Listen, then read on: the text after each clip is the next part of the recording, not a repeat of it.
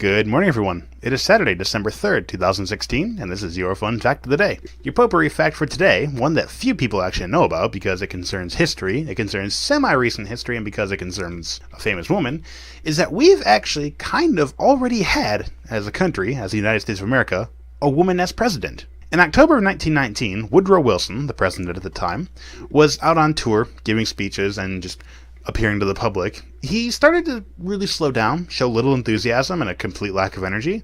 He eventually collapsed from exhaustion, was rushed back to the White House in October of 1919, where he had a massive stroke.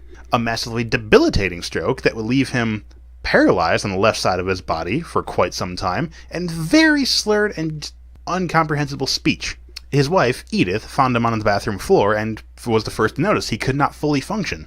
The first move that she did was establish her stewardship, and the first idea that she had was to not mislead or necessarily lie to the entire nation, but not just come out fully and say, oh, by the way, the president almost died. But between the entire nation, from the cabinet to Congress to the rest of the regular citizens, she helped vet and create very carefully worded medical bulletins that were released to the public. She would only admit that President Wilson badly needed rest, and would be working pretty consistently from his bedroom suite. But when individual cabinet members came to confer with President Wilson, she herself had a desk in front of his bedroom door where she would meet them, talk with them, find out what they wanted to talk to the Woodrow Wilson about, and then go in herself and confer with him.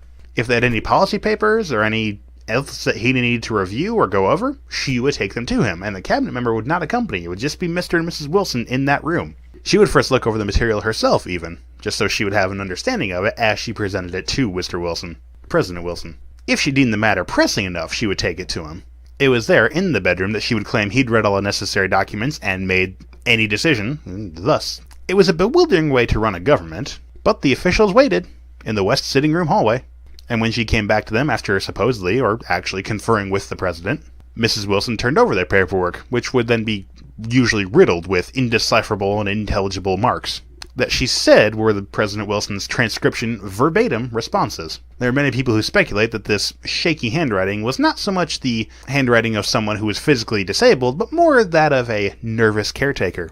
While we have to trust that this is just the case, and that there's no way to actually prove this, it is distinctly possible that, even just her stewardship aside, where she was the acting liaison between the rest of the world, the government, and the president, that she may have found him asleep at some point, and if the matter was pressing, maybe made a decision on her own, or if she believed that he was incoherent and just not fully functioning to make a rational decision, she may have altered his wishes very slightly. So it is distinctly possible, while not completely confirmed, it is overtly possible that we've already had an acting woman as President of the United States.